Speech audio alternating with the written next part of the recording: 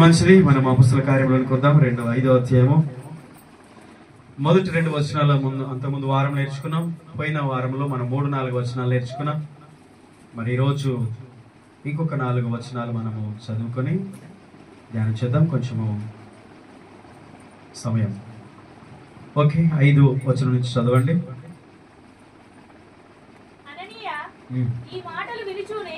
అననీయ పడి ప్రాణము విడవగా వినిన వారికందరికి మిగుల భయము కలిగెను. అప్పుడు పడుచు వారు లేచి వారిని బట్టతో చుట్టి మోసుకొని పోయి పాతి పెట్టింది. ఇంచుమించు 3 గంటల సేపటికి వారి భార్య జరిగినది ఎరుగక లోపలికి వచ్చెను. అప్పుడు పేతురు, మీరు ఆ భూమిని ఇంతకే అమ్మితిరా, నాతో చెప్పుమని ఆమెని అడుగను. అందుకు ఆమె, అవును ఇంతకే అని చెప్పెను. అందుకు పేతురు, ప్రభు యొక్క ఆత్మను శోధించుటకు మీరెందుకు ఏకీభవించితిరి? ఇదిగో నీ పెనిమిటి పాతి పెట్టిన వారి పాదములు వాకిటదై ఉన్నవి, వారు నిన్నును మోసుకొని పోదురని ఆమెతో చెప్పెను. వెంటనే ఆమె అతని పాదములు ఎత్త పడి ప్రాణం విడిచెను. ఆ పడుచు వారు లోపలికి వచ్చి ఆమె చనిపోయినదని చూచి ఆమెను మోసుకొని పోయి ఆమె పెనిమిటి ఎత్త పాతి పెట్టింది. సంఘమంతటికి ఈ సంగతులు వినిన వారికి అందరికి మిగుల భయము కలిగెను. ఓకే, అననీయ సప్పీరలను గూర్చిన సంగతులు ఇంతటితో అయిపోయినాయి. 11 వచనాల వరకు మనం చదువుకున్నాం. మొదటి వచనం నుండి 11 వచనాల వరకు చదువుకున్నాం. అననీయ సప్పీర అనే భార్యాభర్తలు సంఘములో మంచి విశ్వాసులైనటువంటి వారు. అయితే పరిశుద్ధాత్మ ప్రేరణ వలన వారికి ఈ సంఘములో ఉన్నటువంటి వారందరినీ చూసినప్పుడు వారు కూడా దాతృత్వము కలిగిన వారుగా సంఘమంతటితో కలిసి వారు కూడా అదే పని చేయాలని నిర్ణయించుకున్న తర్వాత ఆ పొలమును అమ్మి దాని వెల తీసుకొని ఇంటికి వచ్చిన తర్వాత కొంత వెలలో దాచుకొని కొంత తీసుకొచ్చి అపొస్తలుల పాదాల దగ్గర పెట్టారు. అయితే మొదటి వచ్చిన ఆలోచన మంచిది, కానీ ఆ తర్వాత వచ్చినటువంటి ఆలోచన అపవాది సాతాను సంబంధమైనది. ఆ ప్రేరేపణకు లొంగిన తర్వాత వారి జీవితంలో 3 విషయాలు ప్రారంభమయ్యాయి.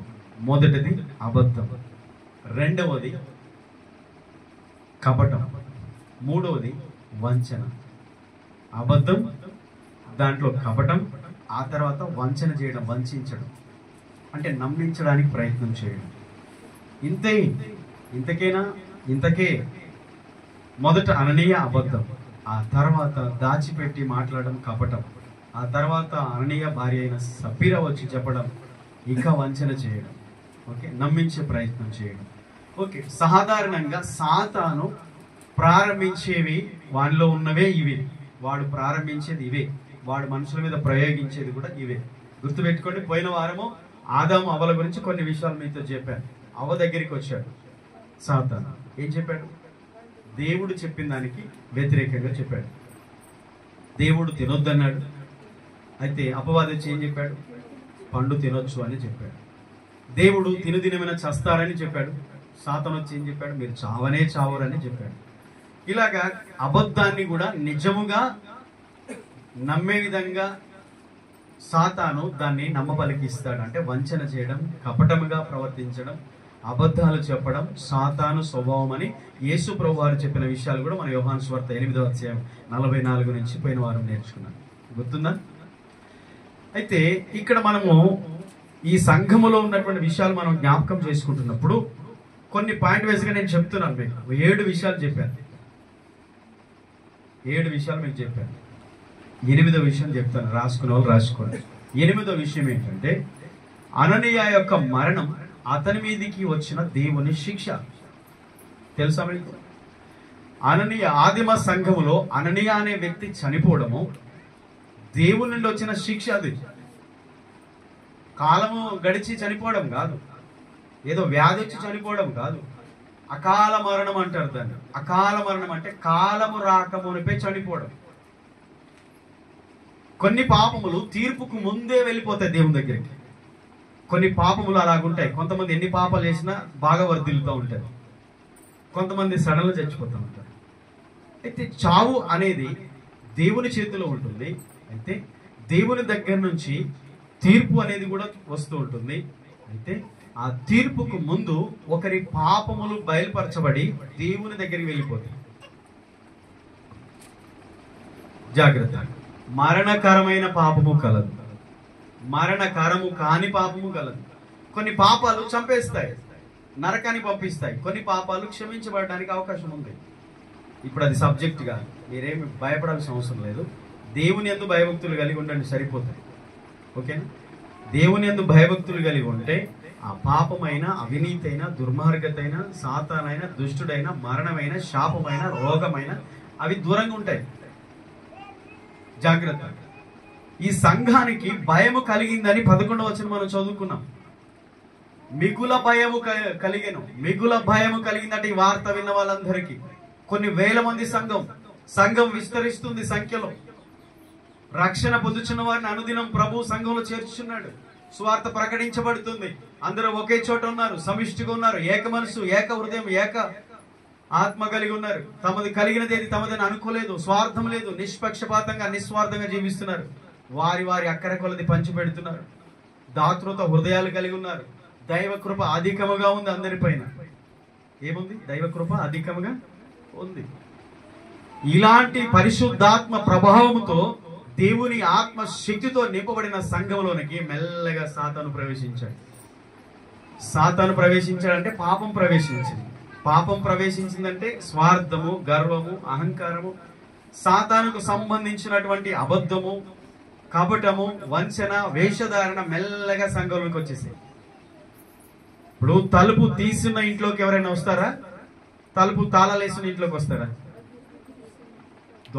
డోర్స్ తీసిన ఇంట్లోకి వస్తారు. కోడి అయినా, కుక్క అయినా, పిల్లి అయినా తలుపులు తీసుంటే ఈజీగా వస్తాయి. మరి ఓపెన్ చేసి ఉంటే ఈజీగా వస్తాయి. అదే డోర్స్ క్లోజ్ చేసి ఉంటే చెప్పండి, ఎవరు సాతానుకు ద్వారాలు తెరిచి ఉంచారు ఈజీగా వచ్చేస్తారు, సాతాను వారిలోకి వచ్చేస్తారు. ఎవరు హృదయం తెరిచి ఉంచారో, ఎవరు సాతానుకు డోర్స్ ఓపెన్ చేశారో ఈజీగా వచ్చేస్తారు. అననీయ సఫీరాకి ఎందుకు వచ్చాడు? అదే బర్నబాలోనికి రావచ్చుగా. అంతకుముందు బర్నబా అనే వ్యక్తి గురించి కూడా నేర్చుకున్నాం కదా. సంఘంలో ఎంతో మంది ఉన్నారు. జాగ్రత్త.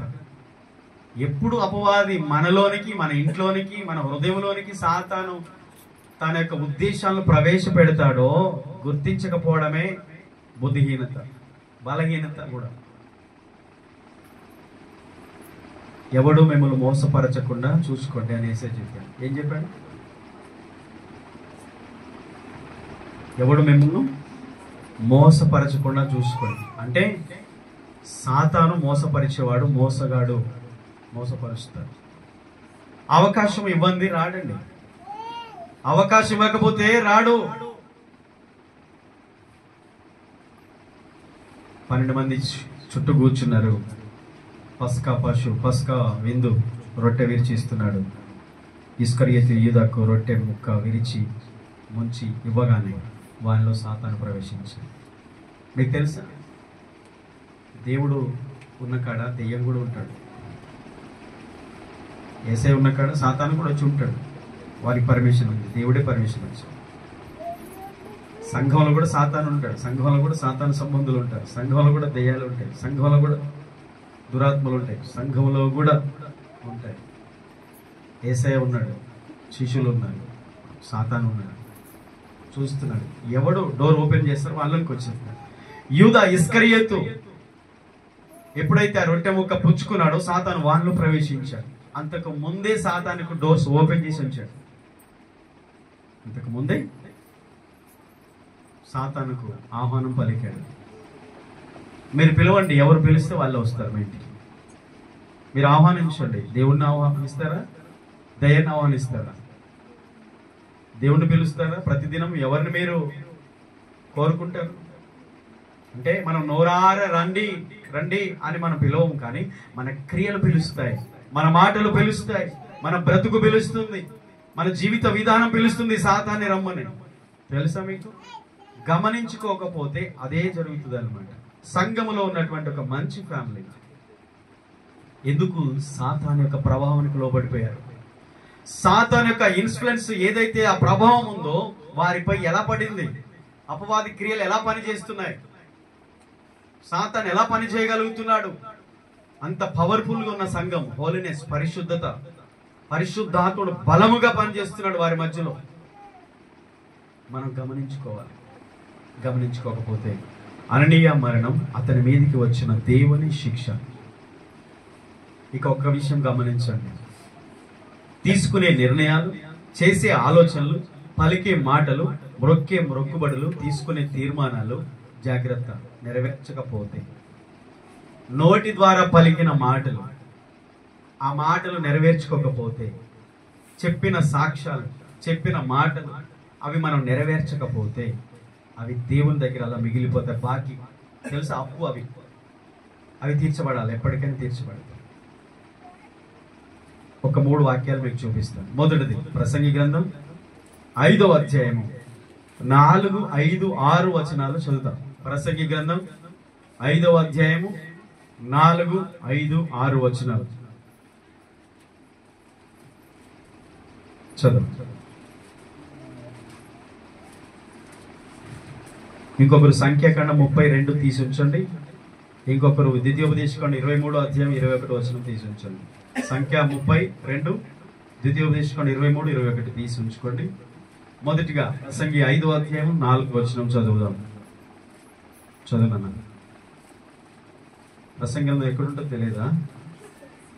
సామెతలకు తర్వాత పరమగీతాలకు ముందు పేజీ నెంబర్ 558, 4వ వచనం చదువు. జాగ్రత్త వినాలి. నీవు దేవునికి మొక్కుబడి చేసుకొని ఎడల దానిని చెల్లించుటకు ఆలస్యం చేయకు. బుద్ధిహీనులందు ఆయనకి ఇష్టం లేదు. ఒక్క నిమిషం ఆగుదా. దేవుని వాక్యం ఏమి సెలవిస్తూ ఉంది? నీవు దేవునికి మొక్కుబడి చేసుకొని ఎడల దాన్ని చెల్లించుటకు ఆలస్యం చేయకు. నోటి మాటలు ఇవి. వింటున్నారా? ఏం మొక్కుబడి చేశారు? గుణదలపై మరియమ్మకు గుండు కొట్టించి జుట్టించి వస్తానైనా? అవి కాదండి. ఇక్కడ అవి లోకానుసారమైన, వాక్యానుసారమైన కావు. జాగ్రత్త వినండి. దేవా, ఇదిగో నా రాబడిలో అంతట్లో నేను ఎంత ఇస్తాను, లేకపోతే నీ పరిచర్కి ఇది ఇస్తాను. దేవా, నేను ప్రతి వారం ఉపవాసం ఉంటాను, లేదా ప్రతిరోజు 1 గంట ప్రార్థన చేస్తాను, లేకపోతే మందిరంలో నేను ఈ పని చేస్తాను, నేను ఈ పరిచర్య చేస్తాను. ఏ తీర్మానం? కొన్నిసార్లు నువ్వు చెప్పేది సంఘానికి తెలియదు, సేవకునికి తెలియదు, నీ కుటుంబానికి తెలియదు, నీ మనసులో అనుకుంటావు దేవునితో.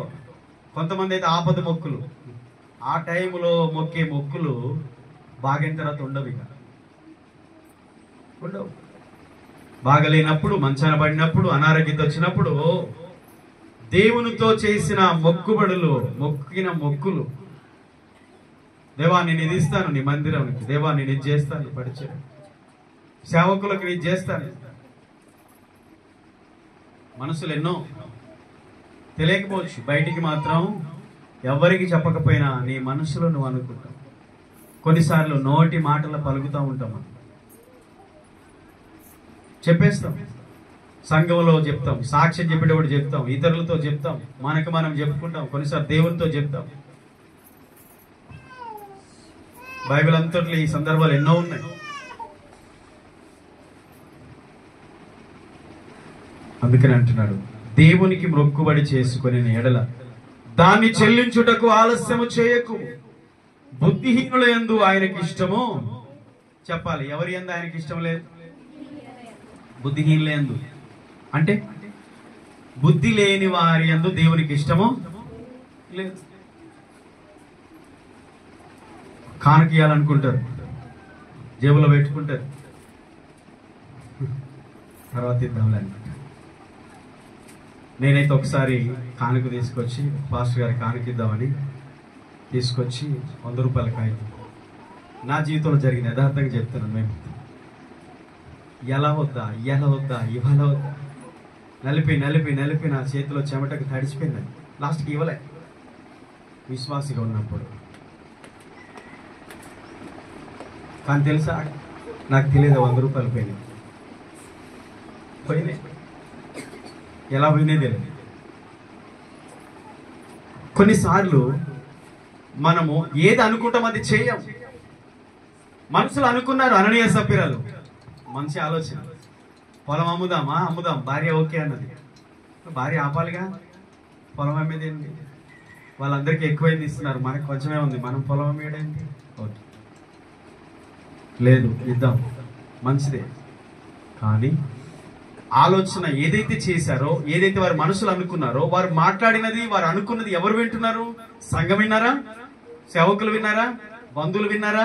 ఎవరు వినలే, పరిశుద్ధాత్ముడు విన్నాడు. అందుకనే పేతురు అన్నాడు, పరిశుద్ధాత్మను మోసపుచ్చుటకు మీరెందుకు ఏకీభవించితిరి? సాతాను ఎందుకు మీ హృదయమును ప్రేరేపించండి?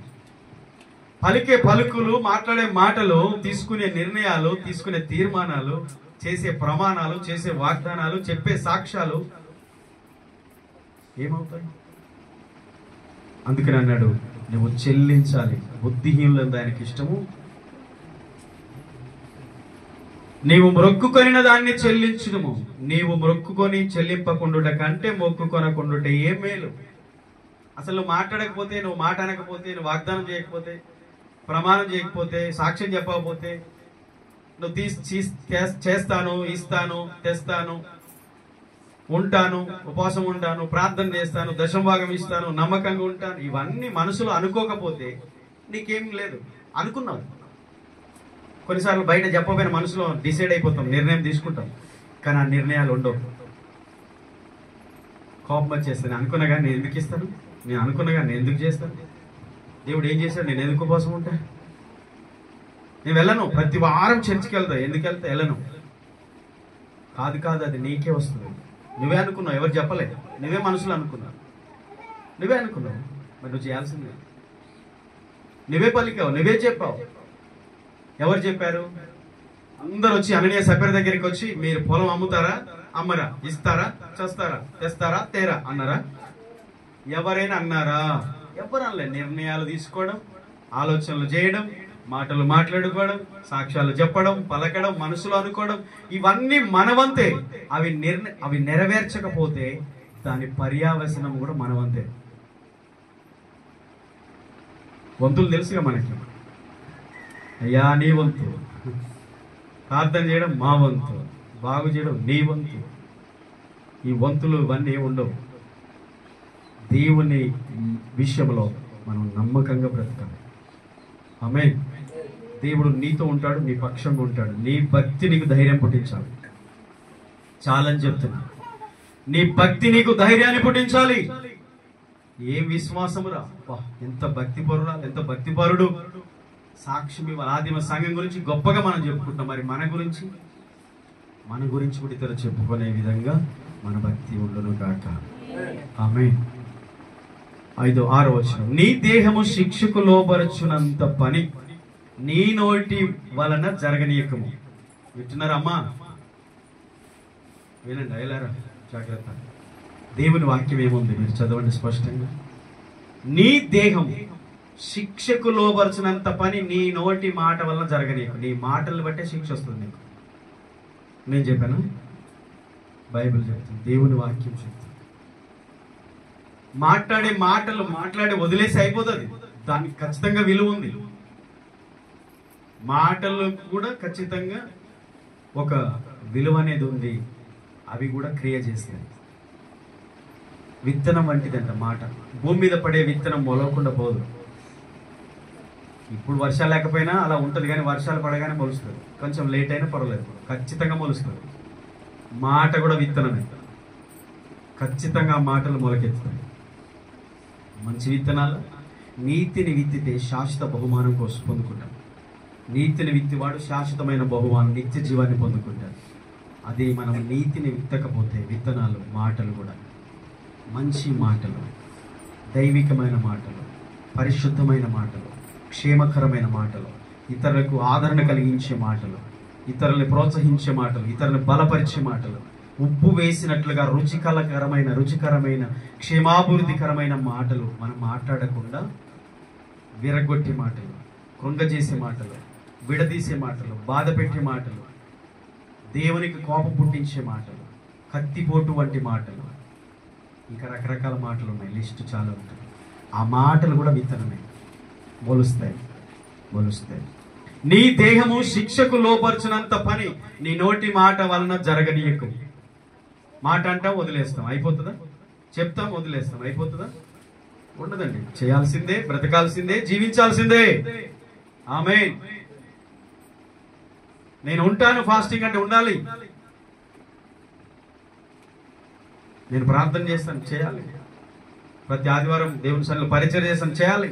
దశభాగం ఇస్తాను, ఇవ్వాలి. ఎవరికి ఇస్తున్నావు? మనుషునికా? దేవునికి. మనం చేసే భక్తి దేవుని కొరకు, దేవుని ఎడల మనం చేయాలి. ఆయన ఎడల, ఆయన యందు మనకు సమాధానము, ఆశీర్వాదము కలుగునట్లు మనం ఆయన మాటలకు లోబడాలి. ఆయన యందు మనకు నిత్య జీవము కలదు గనుక ఆయనను బట్టి మనం చేయాలి. ఏమి చేసినా మనుషుని బట్టి కాదు. అయ్యగారు బాధపడతాడు, అయ్యగారు ఫీల్ అవుతాడు, పాస్టర్ గారు లేకపోతే సంఘం, ఏ అవసరం లేదు.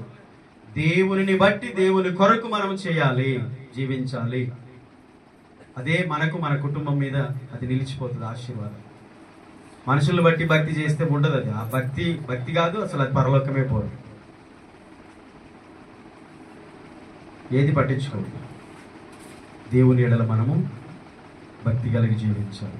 ఇప్పుడు చెప్పండి, అననీయ పలికిన మాటలు, సపీరా పలికిన మాటలు వారి దేహము శిక్షకు లోబర్చినంత పని వారి మీదికి వచ్చాయా రాలేదా?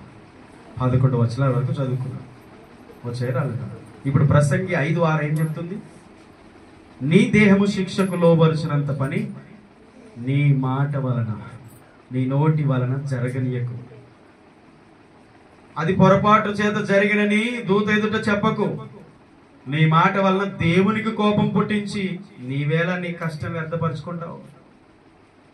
ఎవరికి కోపం వస్తుంది మనం మాట్లాడే మాటల వలన? దేవునికి. ఎప్పుడు అననీయ సపీరా లాగా మాట్లాడితే, అదే మంచిగా మాట్లాడితే దేవునికి సంతోషం కలుగుతుంది. దేవునికి కోపం పుట్టించి నీవేళ నీ కష్టాన్ని వ్యర్థం చేసుకుంటావు. వ్యర్థం. నేను ఇంతకుముందు చెప్పానుగా, నేను చేసిన దాన్ని ఇస్తానని ఇవ్వకుండా చేస్తానని మనుషులు అనుకుని, ఎవరితో అనలేదు, మనుషులు అనుకున్నాను నేను అది పోయింది. కొన్నిసార్లు పోతుంది, కొన్నిసార్లు అన్ని నీళ్ళు చేరుతుంది, కొన్నిసార్లు వేరే ప్రాంతాలు వెళ్తుంది. మనం ఎక్కడ చేయాలనుకుంటామో దేవుడు ఏది ఇస్తాడో ఆ ఆలోచనకు చేయకపోతే అది ఇంకొక చోటుకి వెళ్తుంది. నేను ఇక్కడ ఇస్తానని 100 రూపాయలు ఇక్కడ ఇవ్వకపోతే ఇంకొక చోటుకి వెళ్తున్నా 100. సాతాను దాన్ని వాడుకుంటాడు. అర్థమవుతుంది? అది డబ్బే కాదండి, అది మన కష్టమైన, మన సమయమైన, మనలో విలువైనది ఏదైనా దేవుని కొరకు, మన కుటుంబం కొరకు, మేలైన దాని కొరకు మనం యూజ్ చేయకపోతే అది అనవసరమైన వాటి కొరకు యూజ్ అవుతుంది, వ్యర్థంగా వెళ్ళిపోతుంది. బైబిల్ చెప్తాం. కాబట్టి నీ కష్టం ఎలా వ్యర్థపరచుకునేదో, దేవునికి ఎలా కోపం పుట్టించదో. ఓకే, ఇప్పుడు ద్వితీయోపదేశకాండం సంఖ్యాకాండం 32 చదవండి. ఒక్కసారి మాట చదవండి, తీసిన వాళ్ళు. 30 అధ్యాయం 2వ వచనం. సంఖ్యాకాండం 30 అధ్యాయం 2వ వచనం. ఇది యెహోవా ఆజ్ఞాపించిన సంగతి. ఏ సంగతి? ఒకడు యెహోవాకు మొక్కుకొనిన యెడల, లేక తాను బద్ధుడగుటకు ప్రమాణము చేసిన యెడల, అతడు తన మాట తప్పక తన నోటి నుండి వచ్చినదంతయు నెరవేర్చవలెను. ఆహా, ఏముంది? యెహోవా ఆజ్ఞాపించిన సంగతి అట. ఏ సంగతి చెప్పాలి? ఏ సంగతి ఇది? ఎవరు చెప్పిన సంగతి? ఎవరు ఆజ్ఞాపించిన సంగతి? దేవుడు ఆజ్ఞాపిస్తాడు. ఏమని ఆజ్ఞాపించాడు ఆయన?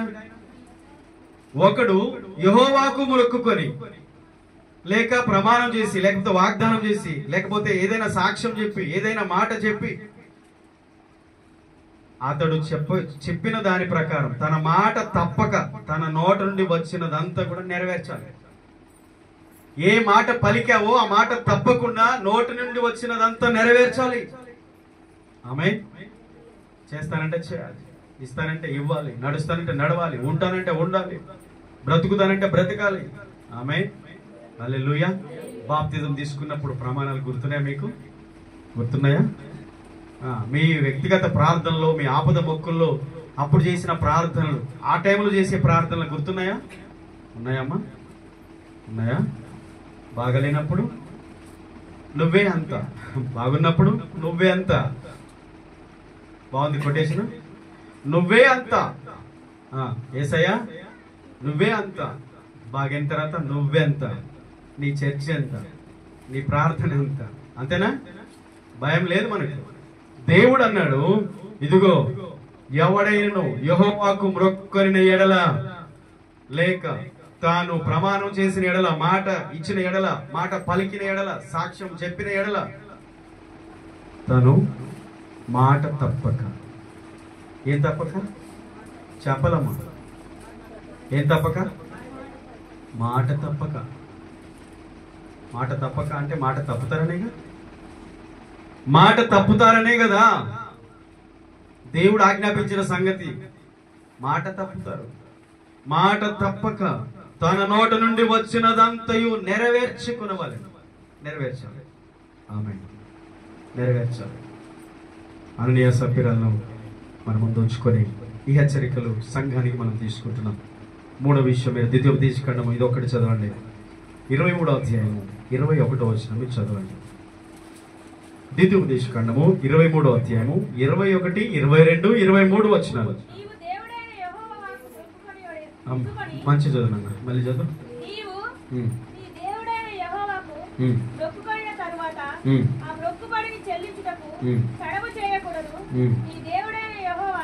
తప్పక నీ వలన దాన్ని రాబట్టుకొచ్చు, అది నీకు పాపమగును. నీవు మొక్కుకొని ఎడల నీ యందు ఆ పాపం ఉండదు. నీ పెదవుల నుండి బయలుదేరిన మాటను నెరవేర్చుకొని నీ దేవుడైన యెహోవాకు మొక్కుకొనిన ప్రకారము నీవు నీ నోట పలికినట్లు స్వేచ్ఛార్పణను సమర్పింపవలెను. చాలు. 3 వచనాలు ఉన్నాయి, 21, 22, 23 నోట్ చేసుకోండి. 23వ అధ్యాయం ద్వితీయోపదేశకాండంలో 21 వచనం. నీవు నీ దేవుడైన యెహోవాకు మొక్కుకొనిన తరువాత మొక్కుబడిని చెల్లించుటకు తడువు చేయకూడదు. తడువు చేయడం ఏంటి? సందేహించడం ఏంటి? ఇంకా చేతులు పిసుకోవడం ఏంటి? హృదయం కొట్టుకోవడం ఏంటి? మనసు కొట్టుకోవడం ఏంటి? పొలం అమ్మినప్పుడు బాగున్నారు, ఇంటికి వచ్చిన తర్వాత డబ్బు రాగానే సందేహిస్తూ భార్య భర్తలు ఇంకా అబద్ధం చెబుతాం, అబద్ధములు ఆడదాం, వంచన చేద్దాం. వాళ్ళు పిచ్చోళ్ళే అనుకుంటున్నారు. లేదు, దేవుడు వారితో ఉన్నాడు. అననీయ సప్పీరాలతో పరిశుద్ధాత్ముడు ఉన్నాడు. సాతాను కూడా ఉన్నాడు.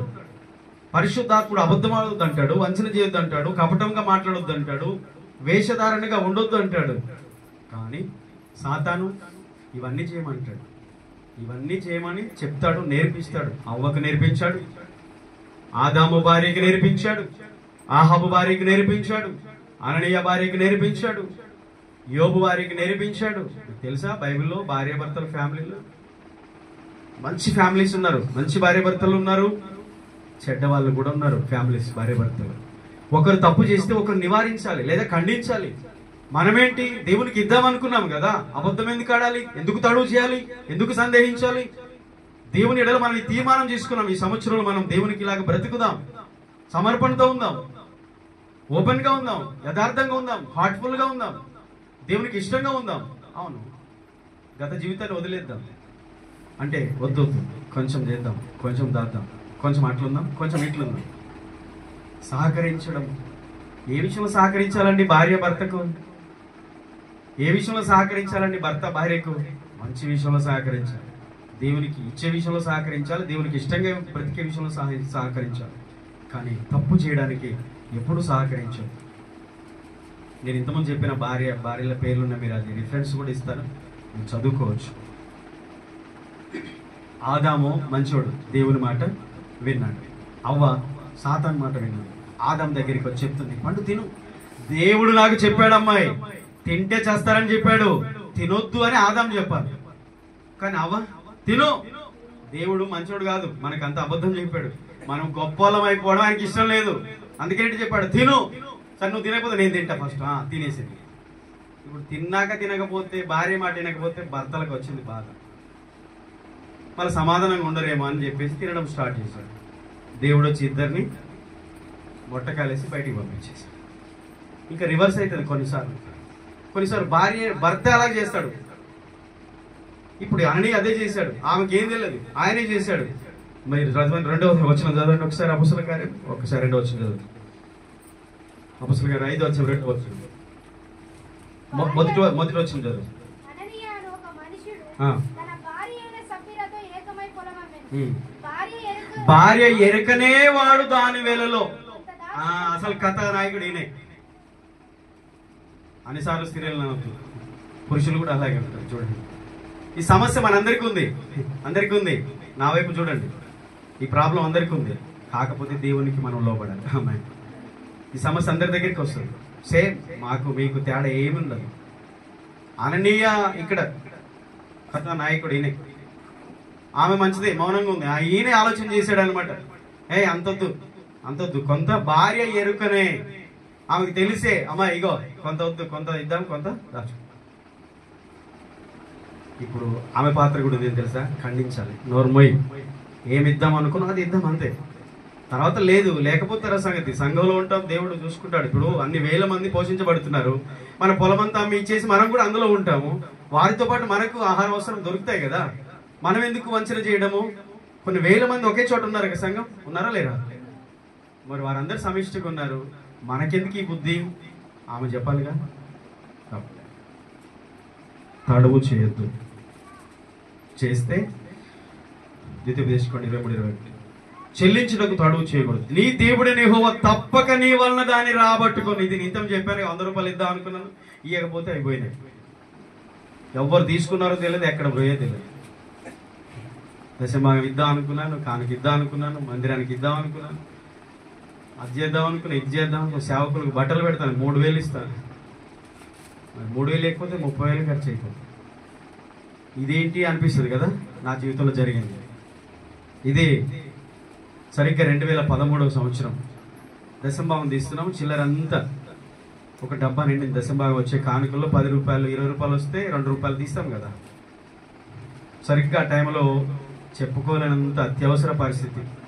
అది ఆ గలగురు పాల్గొట్టి దశంభాగం అంతా తినేసి ఖర్చు. ఇంకా తర్వాత చూడు, నాకు అప్పు స్టార్ట్ అయింది. దాన్ని 400 ఏమో తీసుకున్నాం. తర్వాత 40,000 అప్పు చేశాను. నెక్స్ట్ అదే నెలలో.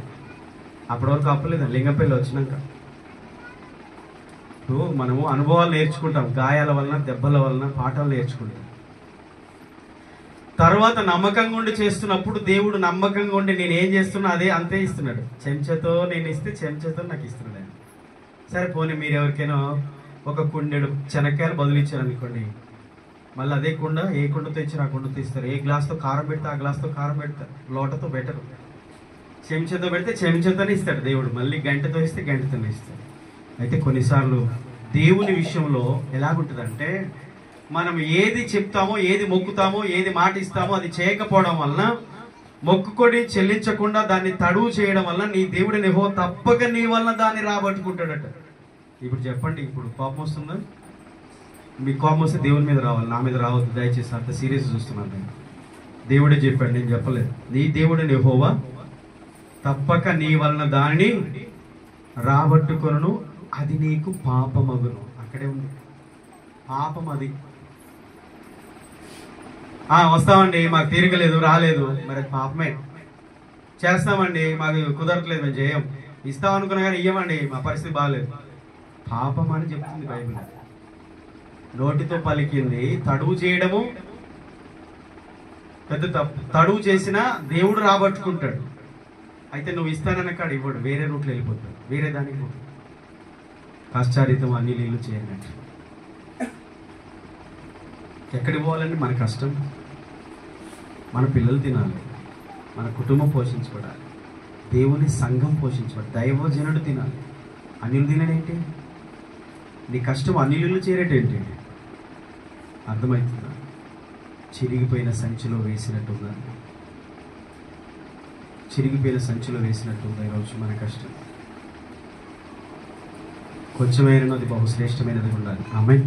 నీ కష్టం కొంచెమే, నీ భూమి కొంచెమే, నీ సంపాదన కొంచెమే, నీ జీతం కొంచెమే, కానీ అది దీవెనకరంగా ఉండాలి. ఆమేన్. ఆశీర్వాదకరంగా ఉండాలి. ఎట్లాగైనా ఆయన రాబట్టుకుంటాడు అని ఆయనే చెప్పాడు. ఎలా రాబట్టుకుంటాడు అంటే, నువ్వు ఇస్తానన్న కాడ రాదు, వేరే వైపుగా వెళ్ళిపోతుంది. ఇవ్వని పేరే వస్తుంది, అది నీకు పాపమగును. నీవు మొక్కుకొని ఎడల నీ యందు ఆ పాపం ఉండదు. నీ పెదవుల నుండి బయలుదేరిన మాటలు నెరవేర్చుకొని నీ దేవుడిని యెహోవాకు మొక్కుకొనిన ప్రకారం నీవు నీ నోట పలికినట్లు అర్పించాలి అర్పణలు. మనకేంటండి గుండె దిట్టర్లు కూడా చాలాసార్లు నో భయం నో ఫియర్. కానీ దేవుని పిల్లలమే కుదరదు. దేవుని పిల్లలమైతే దేవుని మాటకు మనం కట్టుబడి ఉంటాం. కాబట్టి ఆలోచించండి, మనం ఎక్కడ సమయాన్ని వెచ్చించాలి, ఎక్కడ మన బలాన్ని వెచ్చించాలి, ఎక్కడ మన జ్ఞానాన్ని వెచ్చించాలి, ఎక్కడ మన సంపాదన వెచ్చించాలి. ఈ ఊరిలో ఉన్న ఒక భయంకరమైనటువంటి ఒక స్పిరిట్ నేను గమనించాను. అది సంఘములో ఉండకుండా ఉండును గాక, దేవుని పిల్లల జీవితాల్లో కుటుంబాల్లో ఉండకుండా ఉండును గాక. అది సమస్త కీడులకు మూలం, నష్టము కలగజేసేది, నాశనము కలగజేసేది. 1 తిమోతి 6వ అధ్యాయంలో రాయబడిన ప్రకారం 10వ వచనం, అది నష్టములోను నాశనములోను ముంచి వేస్తుంది. సమస్త కీడులకు మూలమే ఆ స్పిరిట్. అది ధనాపేక్ష ఆత్మ. అదొక శక్తి, అదొక శక్తి. అది ఎవరిని ఆవరిస్తుందో వాళ్ళని కఠినులుగా రాయిలాగా మార్చేస్తుంది.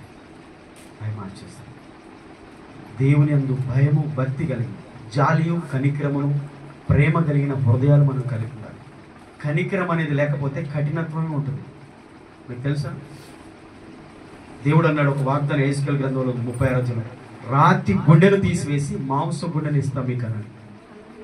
అంటే రాతి గుండెలు ఉంటాయా ఉండవా? ఉంటాయి. లోకములు అంతా రాతి గుండెలే, పైశాచికం. ఎన్నడూ వినని వార్తలు ఇప్పుడు వింటున్నాం.